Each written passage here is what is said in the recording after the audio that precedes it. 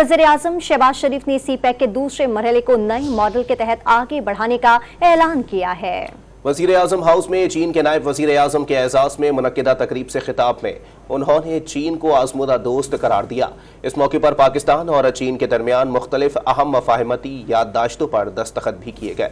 پاکستان کے 3 روزہ دورے پر موجود چینی نائب وزیر اعظم لی فنگ اعلیٰ سطح کے وفد کے ہمراہ وزیر اعظم ہاؤس پہنچے، جہاں وزیر اعظم شہباز شریف نے وزیر اعظم ہاؤس کے مرکزی داخلی دروازے پر معزز مہمان کا انتہائی گرم جوشی سے استقبال کیا۔ ان کا وفاقی وزراء سے تعارف کروایا گیا۔ وزیر اعظم نے مہمانوں کے اعزاز میں ظہرانہ بھی دیا، جس کے بعد چینی وفد اور پاکستانی حکام کے درمیان وفود کی سطح کی ملاقاتیں ہوئیں۔ دونوں ممالک کے درمیان مختلف شعبوں میں مفاہمت کی یادداشتوں پر دستخط کی تقریب بھی ہوئی، جس میں وزیر اعظم شہباز شریف اور چینی نائب وزیر اعظم لی فنگ نے خصوصی شرکت کی۔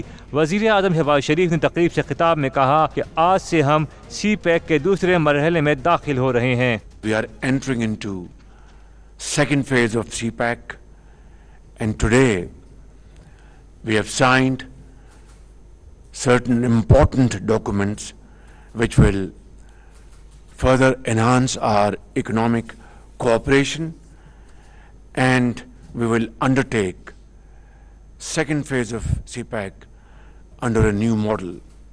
It will be between B2B. It will be investments in agriculture, in information technology.